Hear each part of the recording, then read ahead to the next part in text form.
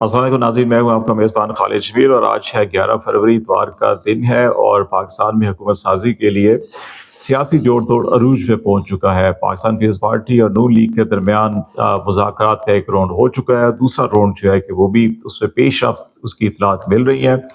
ये इत्तलात भी मिल रही हैं कि पीएमएलएन और जो पीपल्स पार्टी है उसके अंदर जो पावर शेयरिंग फार्मूला जो है उसके कुछ नुमायाँ ख़त-ओ-ख़ाल जो हैं वो इब्तदाई तौर के ऊपर एक दूसरे के साथ शेयर किए गए हैं। इसमें कुछ पेशकश नून लीग की तरफ से की गई है, कुछ पीपल्स पार्टी की डिमांड भी है। उनको अब मटीरियलाइज़ किया जाना है और इस वक़्त इस एतबार से भी हम ये कह सकते हैं कि पीएमएलएन और पीपल्स पार्टी और इसके साथ पीएमएलक्यू और एमक्यूएम जेयूआई ये 5 मिलकर जो है मरकज़ में और फिर पंजाब के अंदर पीपल्स पार्टी, पीएमएलक्यू और पीएमएलएन मिलकर जो है कि ये हुकूमत साजी के लिए कोशिशें कर रहे हैं और इनमें किसी हद तक ये ब्रॉडर इत्तफाक राय हुआ है। ये इस नतीजे पे कैसे पहुंचे क्योंकि ये बड़ी मुसद्दका इत्तलात हैं और इसमें कोई शक नहीं है कि इंतखाबी नताइज आने के फौरी बाद जो है अडयाला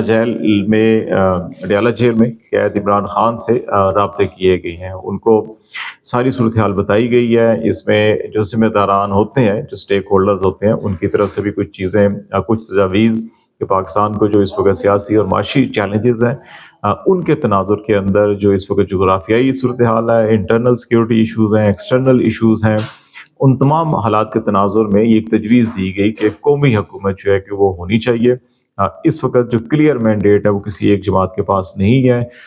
दो या इससे ज़्यादा जमातों को मिलकर जो है कि हुकूमत साजी करनी पड़ेगी और अगर पीटीआई भी सबसे बड़ी जमात है वो हुकूमत बनाना चाहती है तो उसको भी एटलीस्ट अगर छोटी जमातों को लेंगे तो सारों को लेना पड़ेगा, अगर बड़ी जमातों को देखें तो फिर उसको पीपल्स पार्टी एमक्यूएम का इंतखाब करना पड़ेगा और उनके साथ मिलकर चलना पड़ेगा। तो इस कौमी इंतखाब की तजवीज़ के हवाले से इमरान खान ने फौरी तौर के ऊपर कोई हामी नहीं भरी और उनका एक मुतालबा था और वही मुतालबा ये था कि कौमी हुकूमत की बजाय कौम की आवाज़ को सुना जाए और कौम ने जो मैंडेट दिया है इस वक्त उसका एहतराम किया जाए और उनके ख्याल के मुताबिक जो उनको ब्रीफ भी किया गया उनकी पार्टी लीडरशिप की जानिब से कि इस वक्त जो मुल्क के इंतखाबी नताइज सामने आए हैं उनके नतीजे में पाकिस्तान तहरीक इंसाफ को एपरेंटली ये कोई 95-97 नशिस्तें जो कह लें क्योंकि इसमें आज़ाद 3-4 आज़ाद जो हैं कि वो जाके पीएमएलएन में शामिल हो चुके हैं और एक अपना पीटीआई का जो लाहौर में एनए 121 में कैंडिडेट था जिसने रुहेल असगर को शिकस्त दी थी वो वसीम कादर जो है उसने भी मरियम नवाज से मुलाकात किया और उसने पीएमएलएन में शमूलियत का ऐलान किया है। तो ये वसीम कादर ने 78,703 वोट लेकर रुहेल असगर को शिकस्त दी थी। रुहेल असगर ने 70,597 वोट लिए थे। तो ये इस तनाजुर के अंदर उनका ये ख्याल है इमरान खान का कि नहीं कौमी मैंडेट का एहतराम किया जाए, तोड़ फोड़ ना की जाए,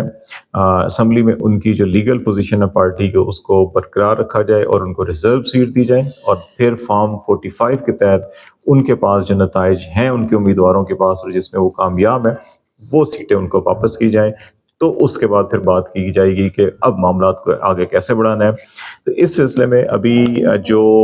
इलेक्शन कमीशन ऑफ पाकिस्तान और हाई कोर्ट्स होंगी इनका किरदार बड़ा अहम होगा और यहाँ पे जो फैसले होंगे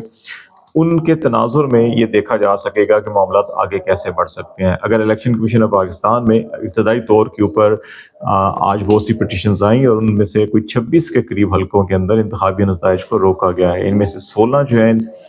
वो सूबाई हलके हैं और 10 हलके जो हैं वो नेशनल असम्बली के हैं जिनमें इंतखाबी नताइज को रोका गया है। इनमें से 3 हलके इस्लामाबाद के भी हैं, नवाज शरीफ साहब का हलका है, नूर आलम का हलका है और इसी तरह से कुछ पिंडी के और बाकी इस गुजरात के 2 हलके हैं, अटक के हलके हैं, इनमें नताइज रोके गए हैं और इनमें आरओज को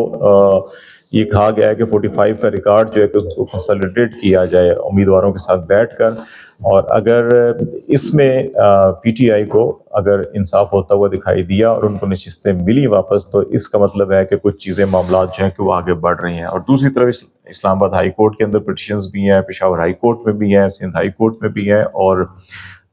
लाहौर हाई कोर्ट के अंदर भी और फिर लाहौर हाई कोर्ट का रावलपिंडी बेंच वहाँ पर भी पिटिशंस इस वक्त मौजूद हैं जहाँ पर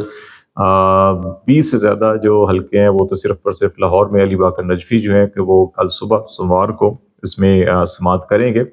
تو یہ بڑے اہم ڈیسیجنز ہوں گے الیکشن کمیشن آف پاکستان کے اور ان ہائی کورٹس کے، اور ان میں اگر وہ تمام نشستیں جہاں پہ فارم 45 موجود ہیں اور اس میں نظر آ رہا ہے کہ تحریک انصاف کے کینڈیڈیٹ کامیاب ہوئے ہیں، اگر ان فیصلوں کو یہ بحال کیا جاتا ہے تو پھر اس وقت جو 100 کے قریب نشستیں ہیں پاکستان تحریک انصاف کے آزاد امیدواروں کی، یہ 125 سے 150 تک جا سکتی ہیں۔ اب یہ ڈپینڈ کرتا ہے کہ یہ فیصلے کیا ہوں گے، اور اگر کہیں چیزیں جو ہیں کہ وہ اس طرف جا رہی ہیں کہ جہاں پہ انڈرسٹینڈنگ ڈیولپ ہو رہی ہے کہ معاملات کو فہم و تفہیم کو، اور جو ٹروتھ اینڈ ریکنسلیشن کی بات کی گئی تھی پی ٹی آئی کے منشور میں بھی، پیپلز پارٹی نے بھی اس کو انڈورس کیا، نون لیگ نے ایف اینڈ بٹ کے ساتھ بات کی تھی، اگر اس طرف معاملات جا رہے ہوئے تو پھر آپ کو آنے والے اس ایک ہفتے میں جو ہے کہ اگلے پیر منگل بدھ کو الیکشن کمیشن میں اور ہائی کورٹس کے اندر بڑے اہم فیصلے نظر آئیں گے، اور وہاں سے تحریک انصاف کو ان کے نمائندوں کو جو ہے کہ وہ ان کی کامیابی کے نوٹیفیکیشن یا اس طرف پیش رفت ہو سکتی ہے، تو اس سے واضح اندازہ ہو جائے گا کہ معاملات کس طرف جا رہے ہیں۔ دوسرا معاملہ جو ہے کہ پی ایم ایل این اور پیپلز پارٹی جو ہے کہ وہ اپنی طرف سے کوششیں کر رہی ہیں کہ ان کو بھی اندازہ ہے عمران خان کے مزاج کا، اور ان کی جو سابقہ جو ان کی گورنمنٹ کا بھی، اور ایز اے اپوزیشن لیڈر کا بھی۔ عمران خان نے 2013 کے الیکشن میں 4 حلقے کھولنے کا مطالبہ کیا تھا، وہ مطالبہ پورا نہیں ہوا، اس کے نتیجے میں کس قسم کا انہوں نے پروٹیسٹ کیا، کس قسم کا دھرنا دیا، سب کو معلوم ہے۔ تو اس لیے ایک کوشش یہ بھی کی جا رہی ہے کہ حالات کو اس طرف نہ لے کے جایا جائے کہ اس وقت 4 حلقے تھے، اب 40 سے زیادہ حلقے جو ہیں جن کے اندر ڈاکومنٹ آلریڈی کینڈیڈیٹس کے ہاتھ میں ہے، اور وہ الیکشن کمیشن آف پاکستان کا لیگل ڈاکومنٹ ہے فارم 45، وہ ان کے ہاتھ میں ہے۔ تو اس لیے یہ دیکھا جا رہا ہے کہ معاملات کو اس طرف لے جانے کی بجائے ادھر کیا حل نکل سکتا ہے، لیکن نون لیگ جو ہے کہ وہ اس وقت اگریسولی کھیلنا چاہ رہی ہے، وہ کسی طور کے اوپر بھی وفاق میں اور پنجاب میں یہ چانس ضائع نہیں کرنا چاہ رہے، اور ان کی کوشش ہے کہ جلد سے جلد گزٹ نوٹیفیکیشن بھی ہو جائے اور پنجاب کے اندر اور مرکز کے اندر وہ حکومت بنا لیں۔ میاں صاحب شاید تھوڑا پیچھے ہوتے ہوئے دکھائی دے رہے ہیں کہ اب اگر Peoples Party, M Q M اور ان تمام کی اتحادی حکومت بننی ہے تو میاں صاحب کو بھی اندازہ ہے کہ شاید حالات اگر حکومت بنا لی اور وہ حلقے 40 حلقے پی ٹی آئی کو واپس نہ ملے تو عمران خان نے اپنی جو سزائیں ان کو ہوئی ہیں ان میں تو باہر آ جانا ہے، انہوں نے 3 ہفتے، 1 مہینہ، 2 ہفتے، اس سے زیادہ عرصہ نہیں لگے گا، وہ واپس آ جائیں گے۔ ایسی صورت میں بڑا ٹف ٹائم دیں گے حکومت نہیں چل سکے گی، اور انٹرنیشنل کمیونٹی بھی ایسی حکومت کو شاید سپورٹ اس طرح سے نہ کرے جس طرح سے پاکستان کی اس وقت ضرورت ہے۔ تو اس لیے ان حالات کے اندر وہ بھی پھر جو ہے کہ شہباز شریف صاحب کو دوبارہ آگے کریں گے، اور پھر اس وقت جو ابتدائی بات چیت ہوئی ہے P M L N Peoples Party کے درمیان، اس میں یہ چیزیں ہی سامنے آ رہی ہیں کہ شہباز شریف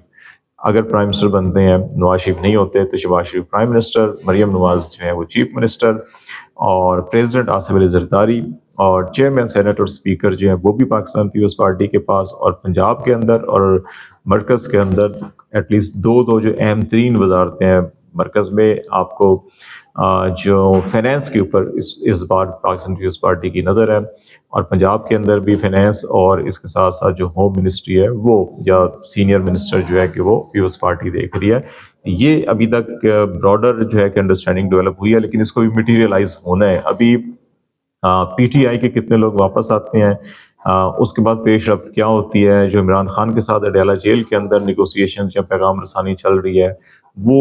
کس حد تک کی منطقی انجام کی طرف پہنچتی ہے، نہیں پہنچتی، یہ ساری چیزیں ایک دوسرے کے ساتھ جڑی ہوئی ہیں، اور یہ ساری چیزیں فائنل اگلے جو ہے کہ چند دنوں کے اندر جو حالات ہوں گے وہ اس چیز کی عکاسی کر رہے ہوں گے حالات کس طرف چل رہے ہیں۔ تو لیٹس سی، دیکھتے ہیں کیا ہوتا ہے۔ آج تک کے لیے اتنا ہی۔ خالد جمیل کو اجازت دیجیے، اللہ حافظ۔